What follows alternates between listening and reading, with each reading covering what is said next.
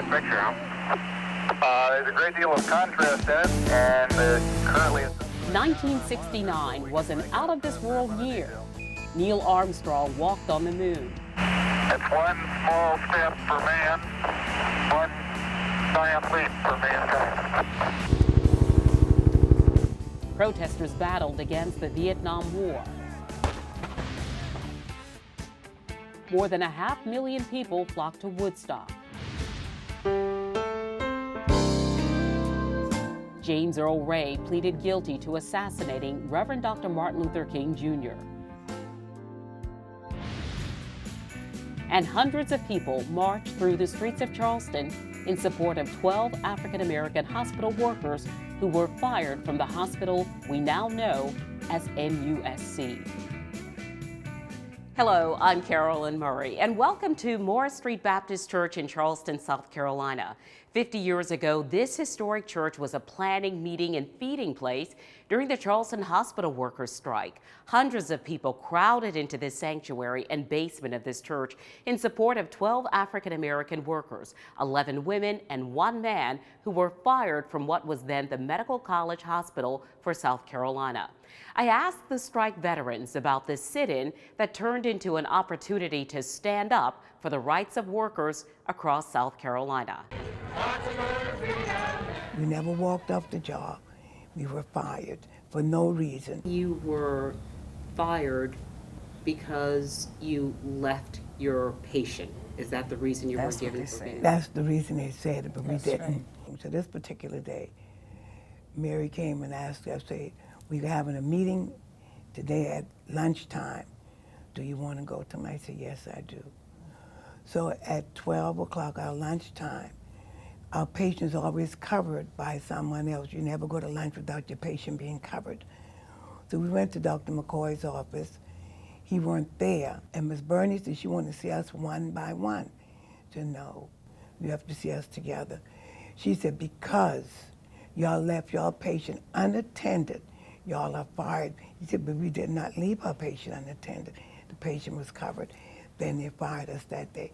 They are 3 of the 12 hospital workers who were fired from what was then the Medical College Hospital for the state of South Carolina. They explained they'd been trying to meet with Medical College President Dr. William McCord for months about low salaries, discrimination, and verbal abuse on the job. And I was at first a practical nurse, and they changed my title to nursing assistant.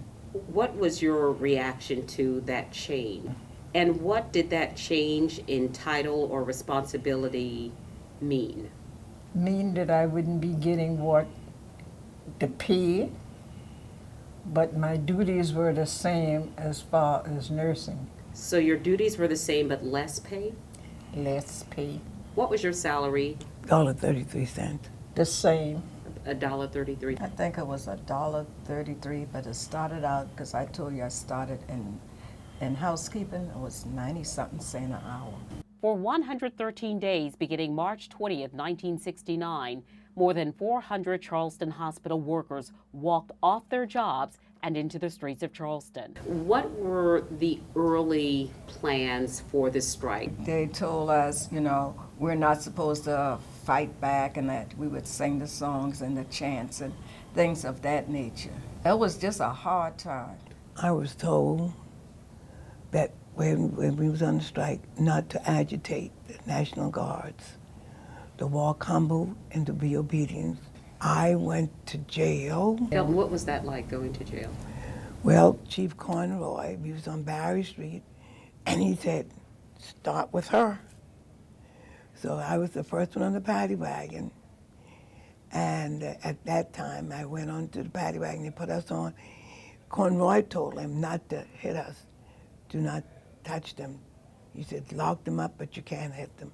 What was the charge? I was arrested, they said, for disobeying the law, not moving when they say move, disorderly conduct. Support from civil rights leaders Coretta Scott King, Reverend Dr. Ralph Abernathy, and Andrew Young, all on the front lines. But on the home front, Charleston's Medical College president blamed the workers for the walkout. Why should he hire some uneducated people back to work? He said it. It was written in the paper. His position was that he didn't think we was worthy of a raise. He didn't think that we was worthy to meet with him. After 3 months of daily protests, Dr. McCord announced an agreement. The medical college would rehire the workers. A new grievance policy would be in effect, and there would be a modest but equitable pay increase for all state workers. The 12 is the reason for the strike. But I tell everybody, I truly thank God for all of the people that were out there. And help us to get the jobs back and help us to go back to work. When we came on strike, we did so much. We made a great difference, not only for Charleston, all over the world. People became organized because of the 11 ladies and 1 man. We made a difference. The Charleston hospital workers' strike would not have happened if not for a woman named Mary Moultrie. She was the driving force, the lead organizer of the 113-day walkout. A Burke High School graduate who learned about unions while working in a New York hospital. She challenged the medical college administration to end discrimination, pay inequities, and to recognize Local 1199 as a union. She passed away 4 years ago. Her daughter says that she devoted her life to a movement that benefited thousands of South Carolina workers. I think it may have been in middle school when I first saw my mother standing next to Coretta Scott King, and I about fell out. I was like, I know Coretta Scott King. That's my mother. What is she doing standing next to her? Moultrie was an organizer. She learned about unions while working as a licensed practical nurse in New York, but her license was not recognized at MUSC, so she was hired as a nurse's aide. She described the culture at MUSC as institutional racism, Black hospital workers being paid less money to do the same work, patient information being withheld from them. As president of Local 1199, she demanded the hospital recognize the union. She was labeled a troublemaker, pretty much was alienated. Her friends were warned, you need to stay away from her if you want to keep a job. Organizing the hospital workers kept the single mother away from her only child. There wasn't much time for explaining what she was doing to help others. I actually interviewed her for high school projects and college projects, but it was hard getting information out of her. Arnie says her mother told her the strike resulted in some improvements, but she says it did not do enough. She said, things got a little better. There wasn't as much segregation in the lunchroom. The white nurses would sit and eat with the Black nurses. Mary Moultrie worked at the medical university for several years after the strike, but was often still mistreated. And she felt that it was maltreatment and it was just the slow arm of revenge. She was fired from the hospital a second time. This time, she did not fight to get her job back. She was very grateful to, at the time, Mayor Riley, who was a pretty young mayor at the time, and he gave her an opportunity to come and work for the city of Charleston. Mary Moultrie passed away April 27, 2015. She was 73 years old. Arnie says her health failed, but her concern for others never wavered. She never really, embraced all the efforts, after the fact, when she still says there's so much inequity at the hospital and in other industries in the South and in Charleston particularly that needs to be addressed. There's still many people who aren't being treated fairly in their workplaces.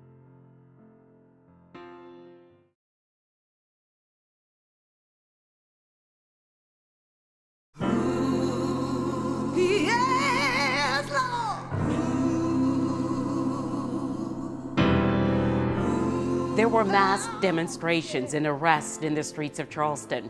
Protesters, some of whom were in high school, were handcuffed and taken to jail. South Carolina's Governor Robert McNair called in hundreds of state troopers and members of the National Guard.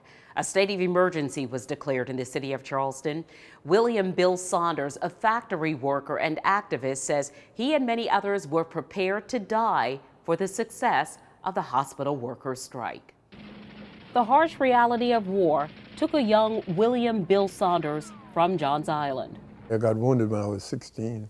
He met another struggle when he tried to return from Korea to the Lowcountry. Cop came and put me out of the bus station and explained to me that I didn't have a right to be in the Greyhound bus station because I was black. Saunders is now 84 years old, but that memory is still clear to him. I was really looking to try to be a part of the community, but I was not a part of the community. I was kicked out of the Greyhound bus station, and that really changed my whole attitude.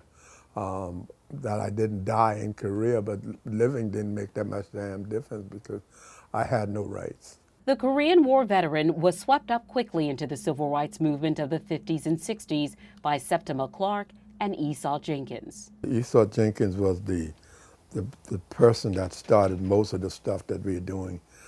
Even what we're doing today, he was the one that started. And again, he has more guts than anybody.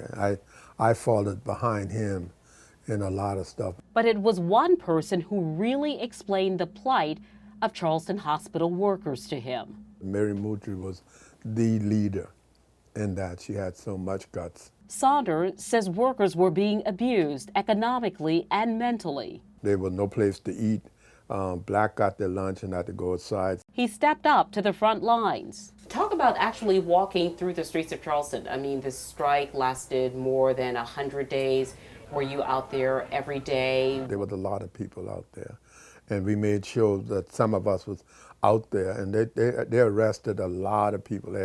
Every day a lot of people got arrested. I remember so vividly. I had so many young black men especially would come to me, Mr. Saunders, you want me to go to jail today, sir?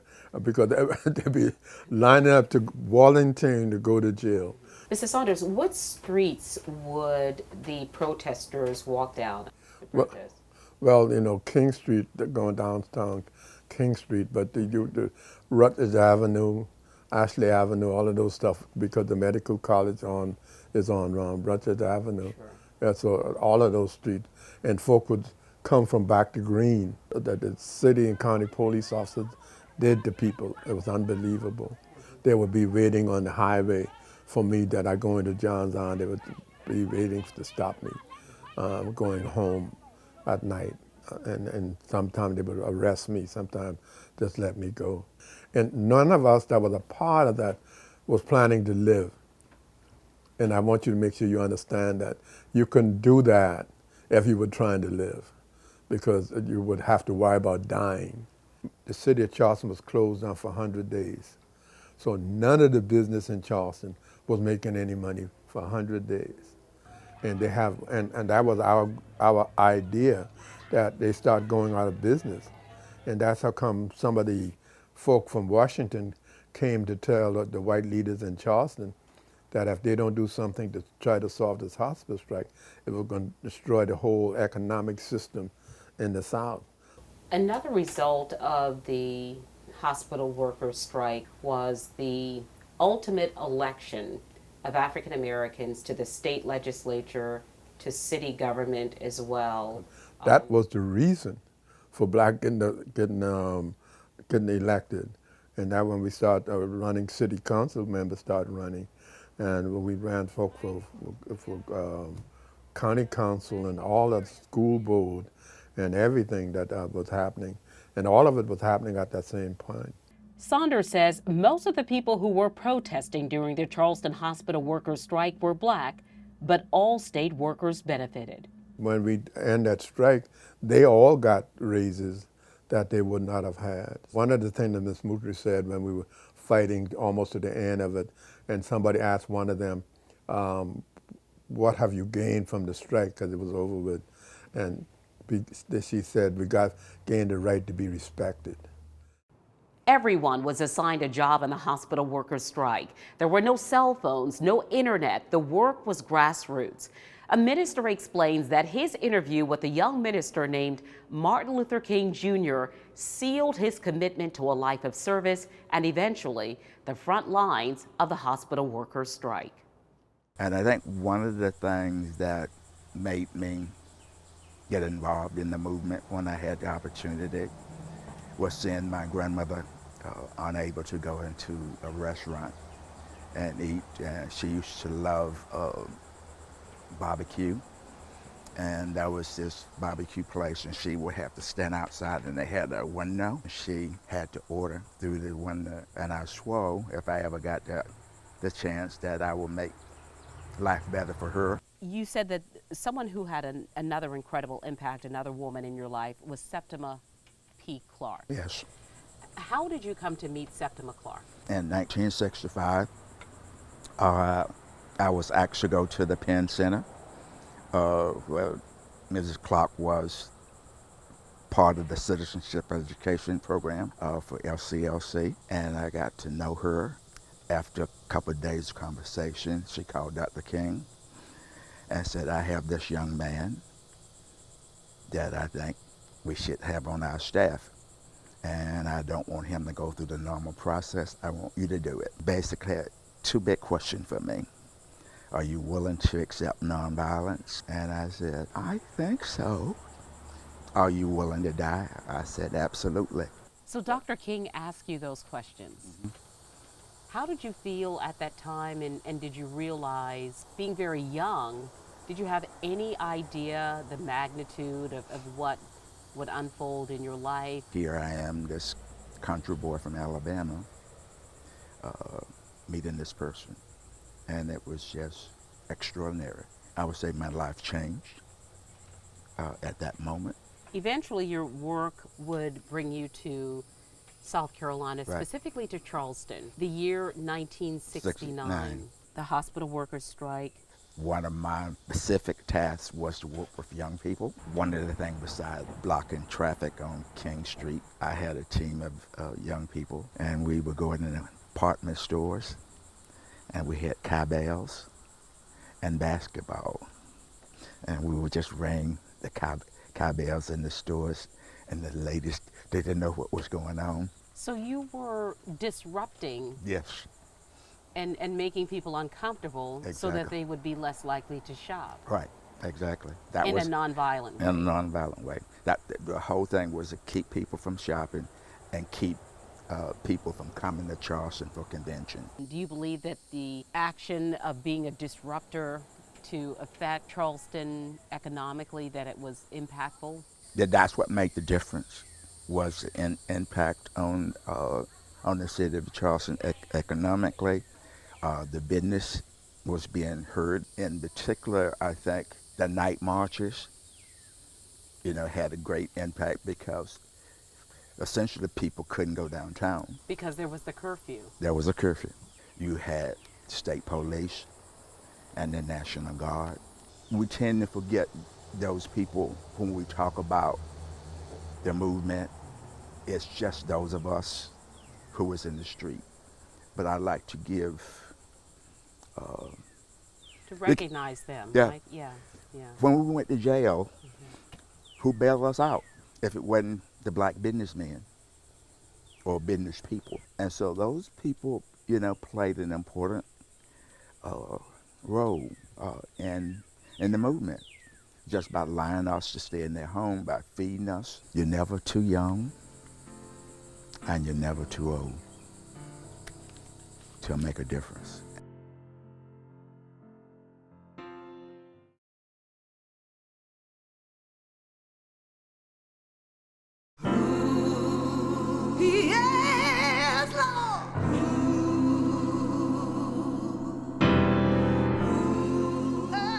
The black nurses tried negotiating with the president of the medical college for improved working conditions, a pay raise, and recognition of their union. Instead of meeting with them, Dr. William McCord fired them. When a young black college student home on break for the summer heard about the strike, he stepped up to protest with them and learned how to use his voice in the struggle for civil rights. In '68, Dr. King was assassinated. And I remember the superintendent's name was Correa. He came to the school and forbade us to have a celebration, a service, really, for Dr. King without him being present.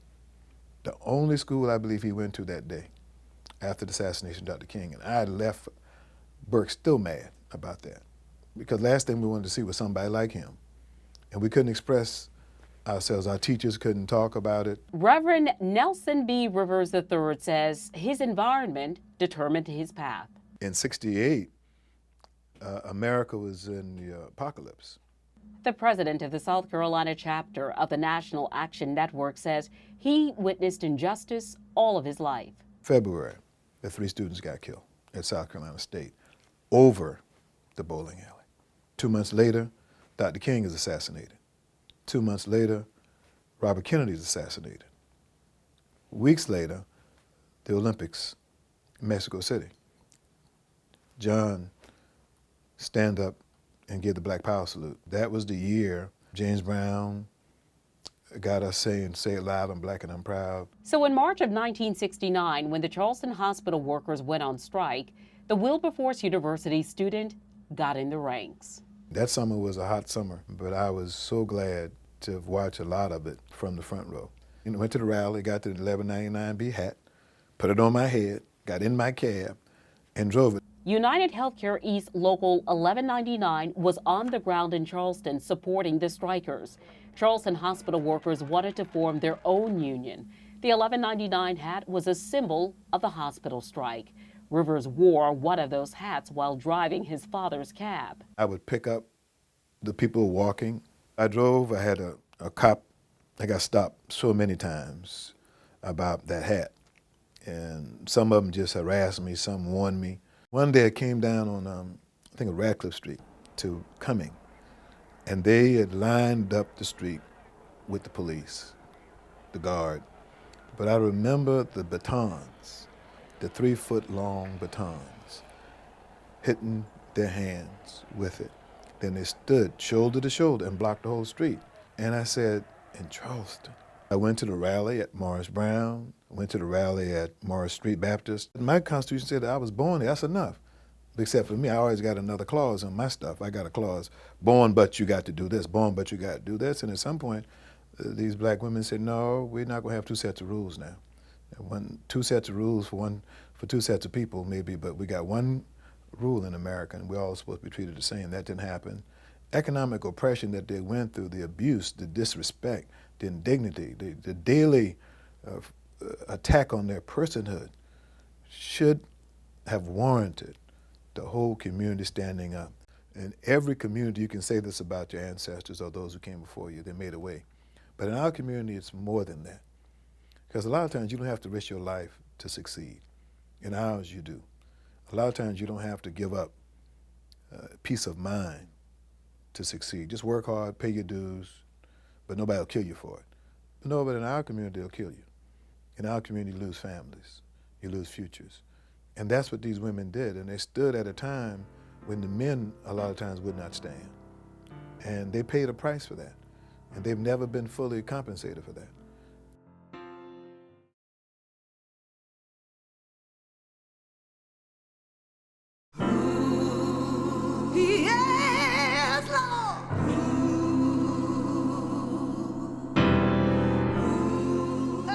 The 1969 hospital workers' strike failed to win the workers their desired collective bargaining rights, but a historian and history professor at the Citadel says it did bring their concerns of discrimination and unfair treatment to the attention of hospital management and lawmakers. Dr. Carrie Taylor, professor of history at the Citadel, explained the immediate results of the 1969 Charleston hospital workers' strike. That on some level, what that does in rising up during the strike is it puts a check on arbitrary power so that any manager at that hospital, they're going to have to think twice about every action that they take as it affects low-wage workers because of that strike. He says despite the dedication and sacrifices, the strikers and movement organizers did not meet all of their goals. Dr. Taylor says the strike was more than a protest. It was a movement born out of years of racism, poverty, and segregation. Especially African-American poverty, and that's a long legacy of slavery and Jim Crow segregation. That was by design. You know, South Carolina in its history has created a first an enslaved, subordinate working class to produce tremendous wealth for plantation owners, but then through Jim Crow, you see kind of the long legacy of that and kind of a maintaining of that tradition of keeping a large pool of unemployed and underemployed and low-paid African Americans certainly, but also white workers. Dr. Taylor says industry was changing, but the attitude of those in power was not. In the medical field, as you had a thrust toward modernization. This is, of course, 5 years after the Civil Rights Act of 1964. But I think at the Medical College Hospital, they're very slow and resistant to change. So I think among the managers there, who would have been all white, I think they very much, had a kind of Jim Crow mentality with regards to their workforce. Black workers began demanding respect, demanding higher wages, any sort of niceties or politeness that we might associate with paternalism would quickly become repressive and, frankly, violent. So essentially, if someone stepped out of what would have been considered their place by someone else, those niceties went away. Absolutely. For instance, you'd have African American women, nurses' aides, who were training medical students, but those medical students, they didn't like, these women who were training them. They could have them moved to another department or disciplined, and I think that just speaks to the pervasiveness of institutional racism. The workers who had been disciplined for their participation in the president's office protest were rehired, as were other workers who'd been fired. All state workers were brought up to the federal minimum wage. And this is important because it's not, this is not just about a group of black women in Charleston, South Carolina. This is a victory for all state workers, and state workers need to be aware of that history.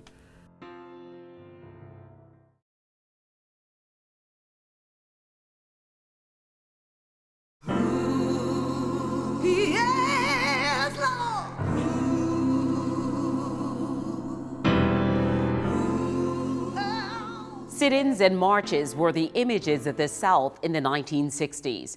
The Black-owned and operated publication Jet Magazine wanted pictures of one of those planned marches in Charleston because Reverend Dr. Ralph Abernathy, Andrew Young, and Coretta Scott King would be there. Cecil Williams captured the moments of one of the last civil rights marches of an era. Being denied admission to Clemson University, I wanted to go to Clemson, which was the only school in the state, the only college in the state which I could obtain a degree in architecture. However, after high school, I wasn't able to go because of my race. forced Cecil Williams down a different path toward the same goal. So I bought a drafting table. I began to design houses. And the museum we are in today is an example of one of the 3 homes that I designed. He showed me around his house. Just again finished a tour in the Army. That's been expanded and redesigned to become the Cecil Williams Civil Rights Museum. The struggle for civil rights is one he's experienced and watched firsthand. Actually, after going to jail twice here in Orangeburg and being arrested for trying to take pictures, I was somewhat experienced. Now 81 years old, Williams explained that when Jet Magazine asked him in 1969 to take pictures of Coretta Scott King at the Charleston Hospital workers' strike, he knew potentially his photographs would capture the best and worst of humanity at a pivotal moment in American history. That would be Marion Square.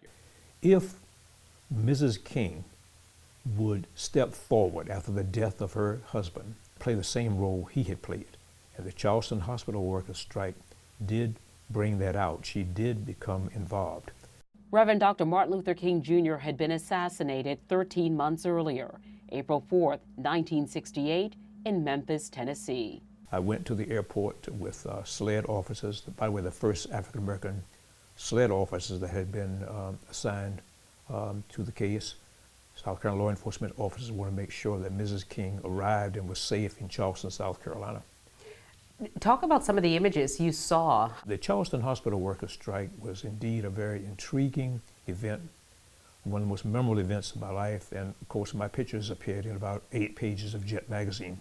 But I took what I thought were some amazing images of really people working together to overcome the challenges of what was going on at the time.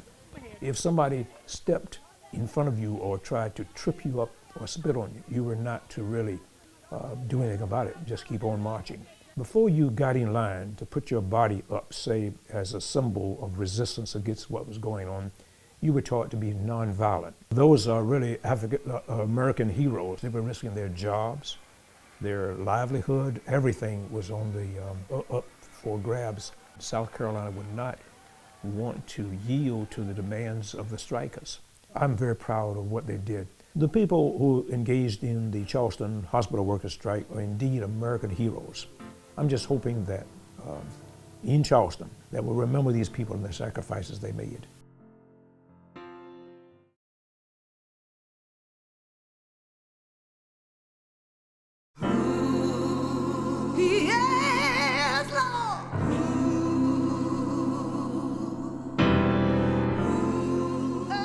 The Charleston hospital workers' strike was one of the last major events of the civil rights movement. A Charleston physician explains why he left the students he was teaching in the classroom to be on the front lines with the hospital workers. Dr. Thaddeus John Bell. I'm blessed to have lived, well, first of all, to be able to talk about something that happened 50 years ago. Has been a family physician for more than 40 years. But it takes little effort for the former world-class sprinter to recall his early involvement fighting racism and discrimination as a student in Orangeburg, South Carolina. I had already been arrested for participating in demonstrations because we couldn't bowl in the bowling alley. So I was very, very much aware of the civil rights movement in 1969 because I was a part of it when I was at South Carolina State. And then as a science teacher at the High School of Charleston. I was 22 years old. I was militant, not from the standpoint that I wanted to destroy something, but I was militant in my way of thinking that things must change. I remember some of my colleagues who were school teachers did not participate in the strike because of the fear that they may lose their jobs. I did not have that fear. I said, to hell with the job. I felt like I would even bring more attention if they fired me because after all, I was the first African-American teacher teaching in an all-white high school in Charleston, South Carolina. Dr. Bell says he left the classroom in support of the fired hospital workers. When they decided to strike, I remember participating in the march. After medical school, training, and years of practicing, Dr. Bell would become the Chief Diversity Officer at the Medical University of South Carolina. The hospital workers' strike once again became an issue he would have to address. The story around that apology, I remember I was a part of the President's Council under Dr. Jim Edwards. And we were sitting in a meeting and Dr. Raymond Greenberg, just out of the blue, to his credit, said to the group of 10 of us, he said, you know, we're coming up on the 25th anniversary of the hospital strike, and I think that we should do something. We should commemorate it. It shocked the hell out of me because I'm the only African American on the committee, and I didn't think that he was that forward thinking. And I immediately chimed in and said, absolutely, I think we need to do that. And to the credit of the group, we decided to do it. And I remember having some private conversations with my boss at the time, Dr. Jim Edwards, who I hold in very, very high esteem. I said to him, you know, Jim, I think that you should make an apology to the African American community about the hospital strike. And his immediate comment to me was, well, Thad, I didn't have anything to do with that. And I said, yeah, I know you didn't. Dr. Bell says the fired hospital workers sacrificed more than could ever be repaid to them. Some of them were as young as I was at the time. Some of them had young children. Some of them lost their homes, lost their jobs, lost a lot. And I don't think that we can ever say thank you enough, but it certainly would be, I think it would be the right thing to do an apology to them personally. I'm very thankful that 12 nurses found the courage to stand up for what was right. It was not 12 doctors, it was 12 LPNs who found the courage to say, hey, we're not going to take this anymore.